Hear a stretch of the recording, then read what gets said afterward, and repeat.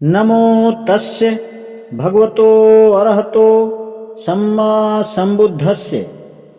कर्म को नैतिक व्यवस्था का उपकरण अर्थात साधन मानना धम्म है, ईश्वर नहीं।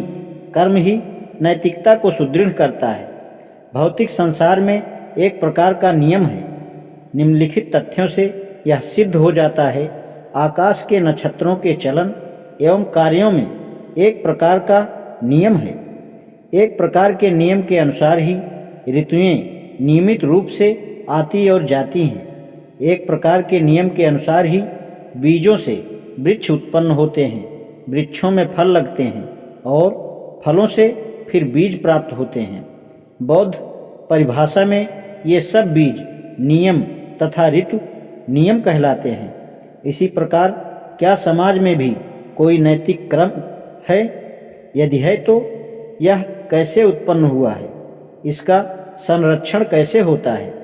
जो ईश्वर में विश्वास रखते हैं उन्हें इस प्रश्न का उत्तर देने में कोई कठिनाई नहीं है। उनका उत्तर सरल है। उनका कहना है कि संसार का नैतिक क्रम दैवी विधान द्वारा संरक्षित है। ईश्वर ने संसार की रचना की है और ईश्वर ही संसार का श्रेष्ठ कर्ता धर्ता है। वही भौतिक तथा नैतिक नियमों का रचयिता भी है। उनका कहना है कि संसार का नैतिक नियम आदमी की भलाई के लिए है, क्योंकि वे ईश्वर की आज्ञा हैं। आदमी को अपने रचयिता ईश्वर की आज्ञा का पालन करना ही होगा और ईश्वर की आज्ञा के पालन से ही यह संसार चलता है। इसके पक्ष में यही तर्क दिया जाता है कि संसार का नैतिक क्रम ईश्वर की इच्छा का परिणाम है।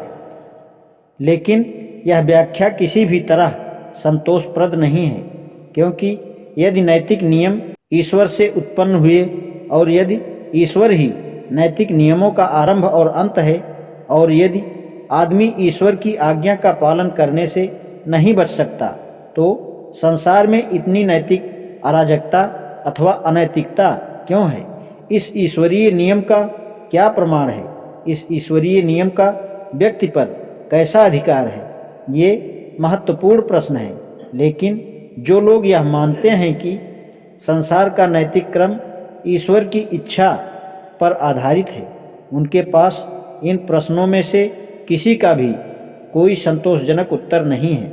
इन कठिनाइयों पर पार पाने के लिए यह अवधारणा कुछ बदल दी गई है। यह कहा जाने लगा है कि निस्संदेह ईश्वर की इच्छा से ही सृष्टि अस्तित्व में आई। यह भी सत्य है कि ईश्वर की इच्छा और निर्देश के अनुसार ही ब्राह्मण ने अपना जीवन आरंभ किया। यह भी सत्य है कि उसने ब्रह्मांड को यह भी सत्य है कि ईश्वर की इच्छा और निर्देशन के अनुसार ही ब्रह्मांड ने अपना जीवन आरंभ किया।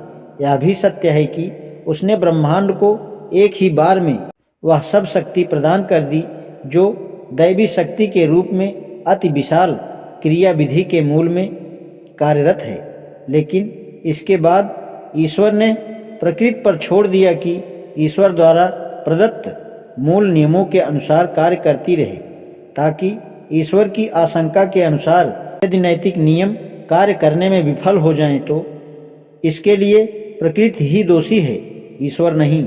लेकिन सिद्धांत में किए गए इस परिवर्तन से भी समस्या का समाधान नहीं होता। यह केवल ईश्वर को उसके उत्तरदायित्व से मुक्त करने में सहायक है। प्रश्न फिर भी वैसा ही रहता है कि ईश्वर को अपने नियमों का पालन प्रकृति पर क्यों छोड़ना चाहिए? इस प्रकार के अनुपस्थित ईश्वर का क्या प्रयोजन है? संसार का नैतिक क्रम कैसे संरक्षित है? इस प्रश्न का उत्तर जो बुद्ध ने दिया वह सर्वथा भिन्न है। तथागत का उत्तर बहुत सरल है।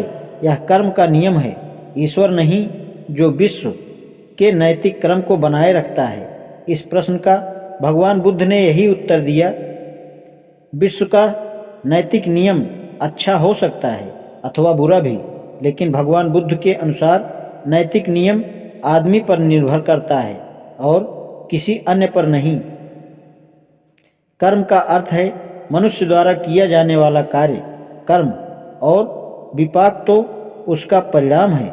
यदि नैतिक क्रम बुरा है तो इसका अर्थ है कि आदमी बुरा अकुशल कर्म करता है।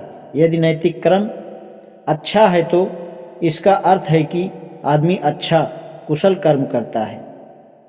आज इतना ही। नमो बुद्धाय।